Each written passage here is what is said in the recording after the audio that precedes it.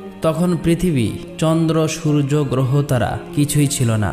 একাকী মহান আল্লাহ রব্বুল আলামিন, সমগ্র বিশ্ব জগতের প্রতিপালক মহান আল্লাহ তাআলা কলম সৃষ্টি করে কলমকে আদেশ করলেন, হে কলম তুমি লেখো। এই আদেশ পেয়ে কলম বলল, হে আমার রব আল্লাহ রব্বুল আলামিন, আমি কি লিখব? আল্লাহ রব্বুল আলামিন বলল, তুমি আরশে মুহাল্লায় কলেমা তৈয়্যিবা লেখো। এই আদেশ পেয়ে কলম 400 বছর ধরে লা ইলাহা ইল্লাল্লাহ লিখতে থাকলো।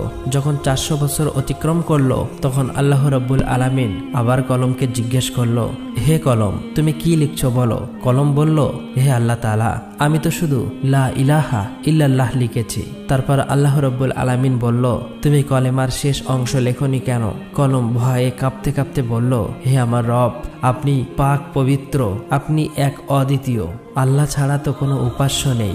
এই নামের শেষে কোন নাম লিখবো আমার তা সাহস হচ্ছিল না, আমার তা জানা ছিল না। তখন আল্লাহ রব্বুল আলামিন বলল, হে কলম লা ইলাহা ইল্লাল্লাহ, এরপরে আমার একান্ত বন্ধু প্রিয় হাবিব মুহাম্মদুর রাসূলুল্লাহ এই নাম লেখো। অর্থাৎ লেখো লা ইলাহা ইল্লাল্লাহু মুহাম্মদুর রাসূলুল্লাহ। এই কথা শুনে কলম কয়েকশো বছর এই নাম লিখতে লাগলো।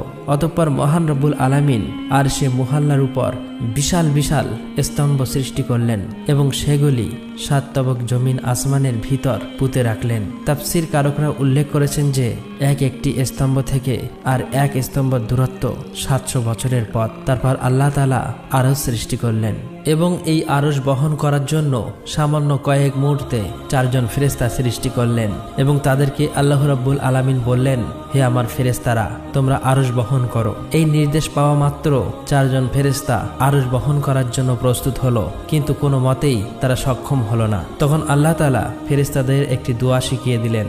দোয়াটি হলো, সুবহানাল্লাহ, আলহামদুলিল্লাহ, ওয়ালা ইলাহা ইল্লাল্লাহু, আল্লাহু আকবার। এই দোয়া পড়ার সাথে সাথেই ফেরেশতারা আরশ ওঠাতে সক্ষম হলো। আর তখনই আল্লাহ রাব্বুল আলামিনের কুদরতে অনেকগুলো ফেরেশতা সৃষ্টি করলেন এবং তারা সকলেই আল্লাহর গুণগান এবং প্রশংসা করতে লাগলো। অতঃপর আল্লাহ রাব্বুল আলামিন তার মহান কুদরতে মাওআরিদ প্রস্তুত করলেন এবং সেখানে লাল ইয়াকুত দিয়ে লাওহে মাহফুজ সৃষ্টি করলেন এবং সেটি আরশের নিচে রেখে দিলেন।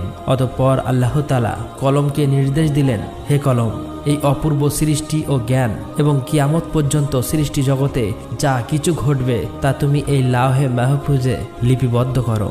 মহান আল্লাহর এই নির্দেশ পেয়ে কলম বিসমিল্লাহির রহমানির রহিম লিখে শুরু করলেন। একমাত্র আল্লাহ এই সৃষ্টি জগতের স্রষ্টা, আল্লাহ ছাড়া কোনো উপাস্য নাই, তিনি এক ও অদ্বিতীয়।